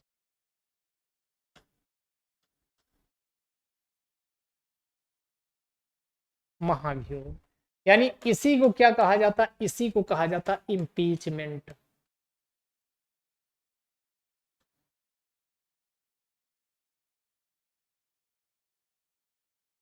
क्या कहा जाता? इम्पीचमेंट। राष्ट्रपति पर महाभियोग प्रक्रिया के माध्यम से महामहिम राष्ट्रपति को उनके पद से, पीछे भी हमने कहा था कि राष्ट्रपति को उनके पद से 5 वर्ष के पहले हटाया जा सकता है अगर वो संविधान के अनुसार काम नहीं कर रहे हैं या सिद्ध कदाचार, उनका जो व्यवहार है वो अच्छा नहीं है, उनका व्यवहार अच्छा नहीं है। तो इसमें आपका महाभियोग होगा। तो ये क्या कोई भी कैसे भी एक अकेला संसद का सदस्य भारत के राष्ट्रपति पर महाभियोग प्रक्रिया को क्या ला सकता है? आंसर है नहीं। इसकी महाभियोग के लिए भी कुछ शर्तें रखी गई। जो ये महाभियोग प्रक्रिया है, एक मिनट, इसके लिए भी क्या किया गया? कुछ शर्तें रखी गई है। ये शर्तें कौन सी हैं? इम्पीचमेंट की। तो इसमें शर्तों में क्या रखा गया? एक तो कहा गया कि 14 दिन पूर्व 14 दिन पूर्व नोटिस देना होगा। पूर्व किसको? राष्ट्रपति को। जब भी महाभियोग प्रक्रिया राष्ट्रपति के विरुद्ध लाई जाएगी, जब भी महाभियोग प्रक्रिया भारत के राष्ट्रपति के विरुद्ध लाई जाएगी, तो 14 दिन पूर्व राष्ट्रपति को नोटिस देना होगा। बिना नोटिस दिए आप भारत के राष्ट्रपति के विरुद्ध महाभियोग प्रक्रिया नहीं ला सकते हो। दूसरा, और क्या करना होगा? तो जिस भी सदन में लाया जाएगा, जिस भी सदन में लाया जाएगा, तो इसे लोकसभा अवलिक राज्यसभा किसी भी सदन में लाया जा सकता, लेकिन शर्त है 1/4 सदस्यों का सहमति चाहिए।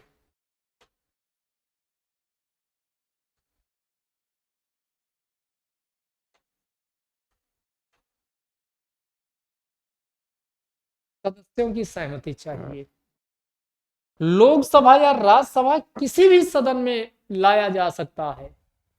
लोकसभा या राज्यसभा किसी भी सदन में लाया जा सकता, लेकिन शर्त है जिस भी सदन में लाया जाएगा उसके 1/4 सदस्यों की पूर्व सहमति चाहिए। और जब मान लो लोकसभा में लाया जाना, तो लोकसभा के अगर 1/4 सदस्य अपनी सहमति दे देते हैं तो ये लाया जाएगा। और जब भी ये राष्ट्रपति के इम्पीचमेंट लाया जाएगा, तो प्रत्येक सदन से उपस्थित एवं मतदान के उपस्थित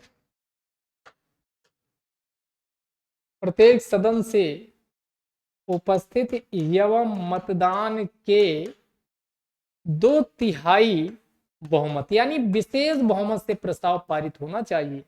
तो राष्ट्रपति को हटाना कोई ये मजाक का काम नहीं है। 2/3 बहुमत से प्रस्ताव पारित होना चाहिए। 2/3 बहुमत से प्रस्ताव क्या है? पारित होना चाहिए। भारत के राष्ट्रपति का जो हटाए जाने का जो प्रक्रिया प्रस्ताव है, इसके लिए हमने क्या कहा? 2/3 बहुमत के माध्यम से प्रस्ताव पारित होना चाहिए। प्रस्ताव पारित होना चाहिए। अगर ये प्रस्ताव पारित हो जाता है तो उसी दिन से भारत का राष्ट्रपति पद अपना छोड़ देगा। और एक चीज यहां रखिएगा कि इसमें जो ये कौन, ये 2/3 बहुमत में कौन शामिल होंगे? तो इसमें लोकसभा और प्लस राज्यसभा के सभी सदस्य शामिल होते हैं।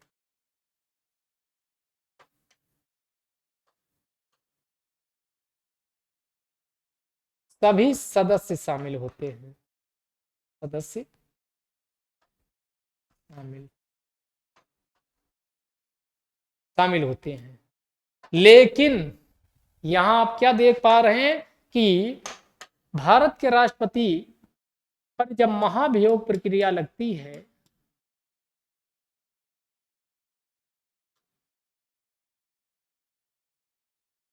तो महाभियोग प्रक्रिया में यानी कि लोकसभा और राज्यसभा इन दोनों के निर्वाचित सदस्य तो शामिल होते ही हैं,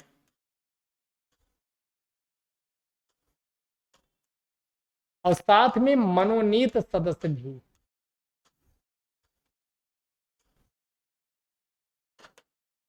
किंतु आपको ध्यान क्या रखना, फिर ध्यान दें, क्या ध्यान दें? इधर ध्यान दें। किंतु पीछे जैसे चुनाव में हमने कहा था कि विधानसभाओं के, जो विधानसभा होती है उसके निर्वाचित सदस्य शामिल होते, तो यहां पर विधानसभाओं के सदस्य शामिल नहीं होते। किंतु विधान सभाओं एवं विधान परिषदों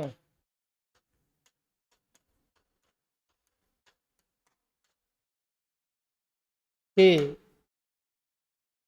सदस्य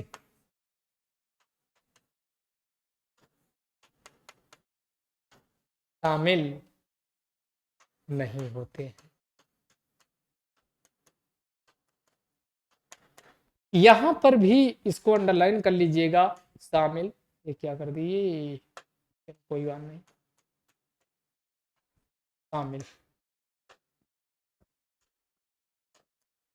ये शामिल नहीं होते, इसको अंडरलाइन, शामिल नहीं होते।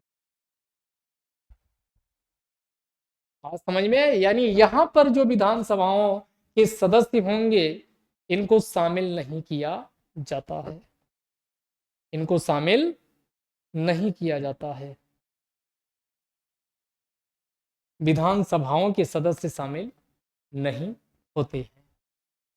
तो ये आपकी क्या है, भारत के राष्ट्रपति को हटाने की प्रक्रिया इम्पीचमेंट प्रक्रिया है। तो ये अनुच्छेद 61 मोस्ट इंपॉर्टेंट है, ये अनुच्छेद 61, अनुच्छेद 61 में इसका उल्लेख किया गया है। अब लास्ट आपका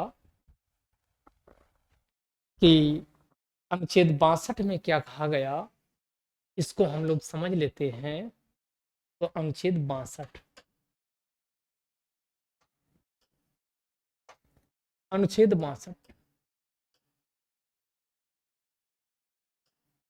62,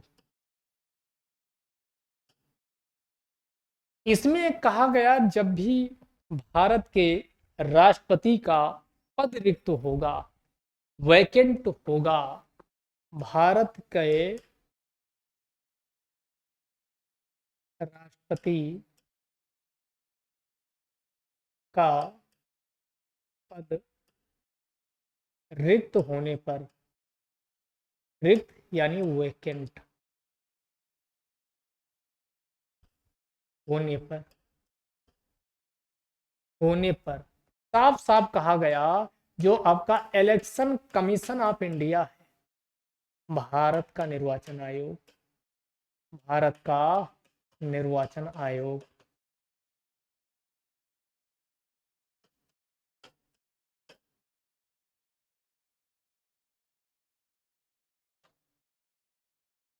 भारत के निर्वाचन आयोग के द्वारा साफ साफ बताया गया, कितने समय में, साफ साफ कहा गया कि 6 माह, ये फिर अंडरलाइन करिएगा, 6 माह के अंदर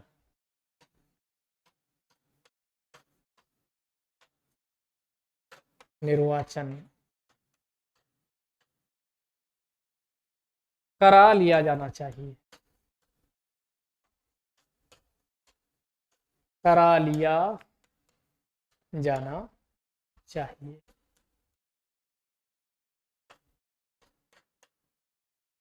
करा लिया जाना चाहिए।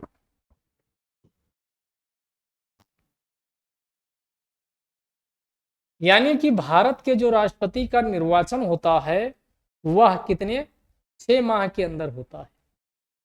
अगर पद खाली हो गया, राष्ट्रपति त्यागपत्र दे दिया, मृत्यु हो गई, या फिर महाभियोग प्रक्रिया से पद खाली हुआ, तो ये जिम्मेदारी किसके ऊपर थोपी गई, भारत के election commission of India, Bharat के निर्वाचन आयोग पर यह जिम्मेदारी रखी गई कि उसके द्वारा 6 माह के अंदर निर्वाचन करा लिया जाना चाहिए।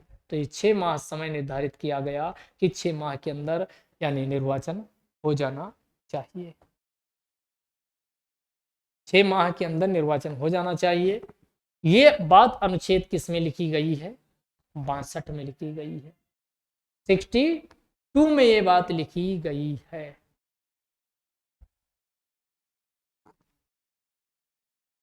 यहां इस 62 को बोलिए 62, 60 माने ये 62, खट खट सट खट सट, तो सट खट सट माने कितना होता, 6, खट या सट माने क्या होता, 6, यानी 6 यहां से निकल आएगा। तो 62 बोलते ही आपको लग जाएगा कि 6 माह के अंदर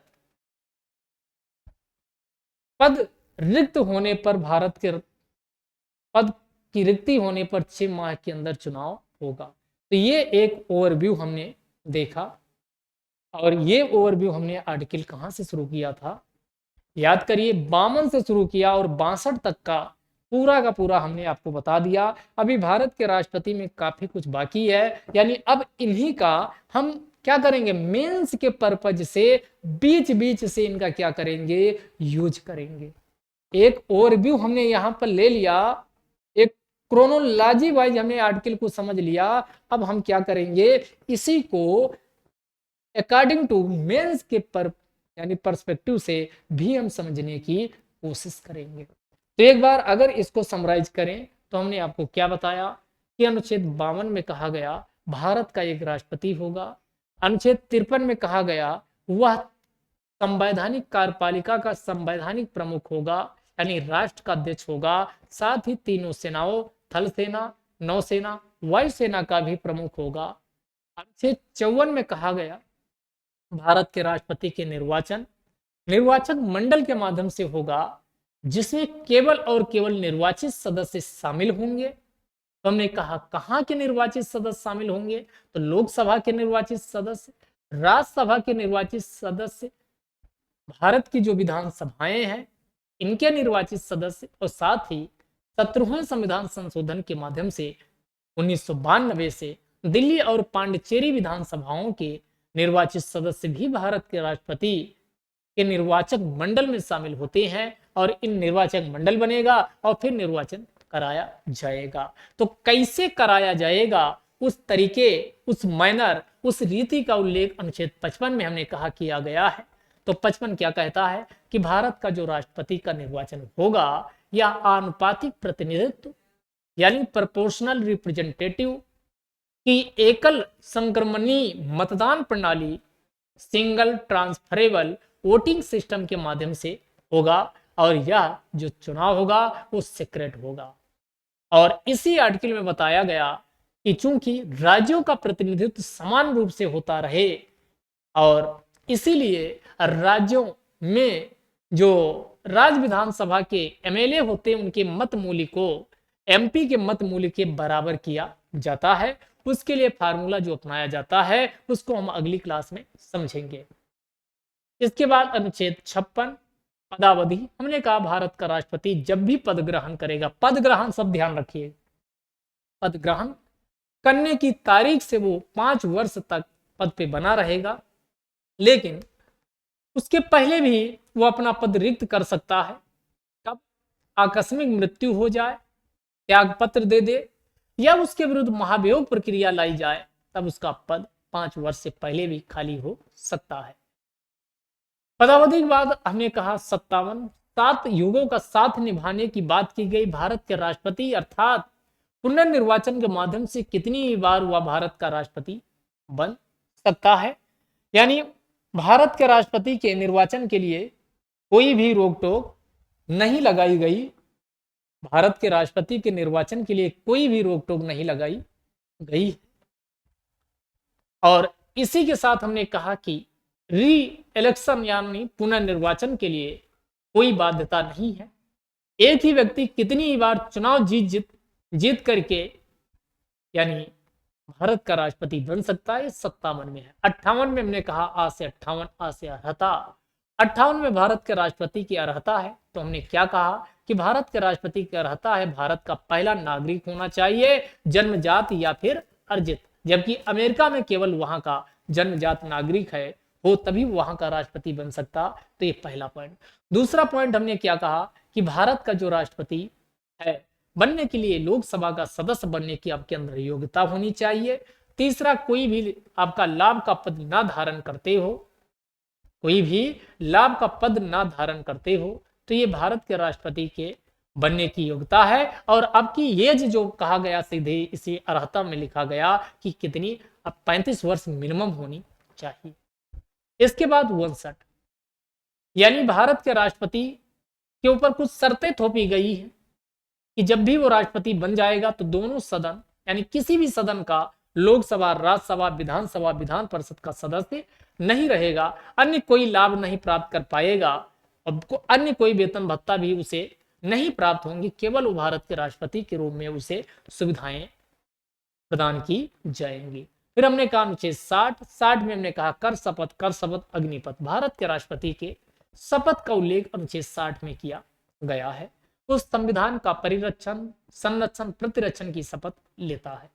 इसके अलावा अनुच्छेद 61 हमने कहा महाभियोग पर हमने कहा कि जब वो संविधान को नहीं मानता या सिद्ध कदाचार या समर्थता के आधार पर उसके विरुद्ध महाभियोग लाया जा सकता, लेकिन अचानक नहीं आएगा। जब भी महाभियोग लाया जाएगा तो 14 दिन पूर्व राष्ट्रपति को नोटिस दिया जाएगा और दूसरी जिस भी सदन में लाया जाएगा उसके 1/4 सदस्य साइन करें, हस्ताक्षर करके सहमति अपनी दे, और फिर प्रत्येक सदन में लोकसभा या राज्यसभा किसी में भी पहले लाया जा सकता है।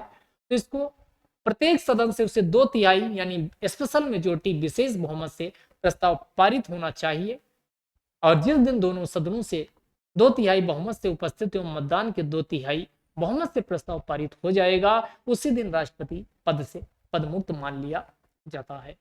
इसके बाद फिर अगर राष्ट्रपति का पद रिक्त होता है तो अनुच्छेद 62 में कहा गया 6 माह के अंदर इलेक्शन कमीशन ऑफ इंडिया के द्वारा हर हालत में चुनाव कराया जाना चाहिए। तो ये हमने क्या शुरुआत कहां से किया था? संघीय कार्यपालिका से। और हमने कहा संघीय कार्यपालिका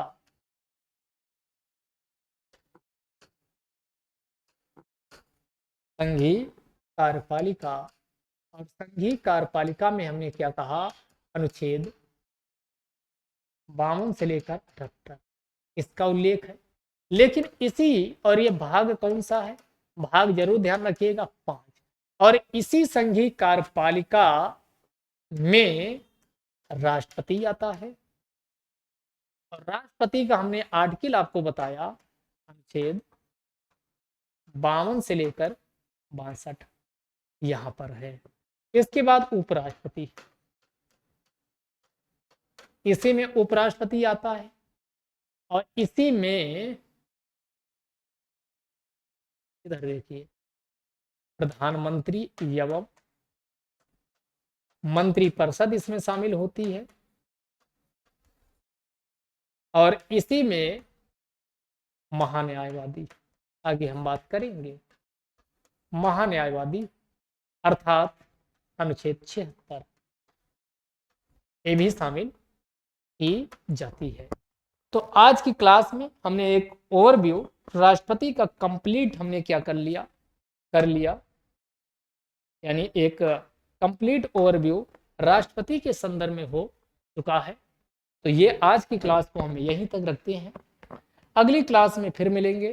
ये वीडियो आपको कैसा लगा? ज़्यादा से ज़्यादा लोगों तक अगर पसंद आए तो लाइक कर दीजिए, कमेंट करिए और ज़्यादा से ज़्यादा लोगों को क्या करिए, शेयर करिए। यकीन मानिए आज का जो ये चैप्टर हमने आपको यहाँ अभी समझाया राष्ट्रपति के संदर्भ में, इससे क्वेश्चन आपके एग्जाम में जरूर जरूर जरूर आता है। कोई भी एग्जाम हो, वनडे से लेकर के IAS PCS तक, सब में क्वेश्चन भारत के राष्ट्रपति से कुछ ना कुछ क्वेश्चन जरूर पूछा जाता है। तो ये क्लास यहीं तक। अगली क्लास 3 से 5 में फिर मिलते हैं। तब तक के लिए जय हिंद, जय भारत।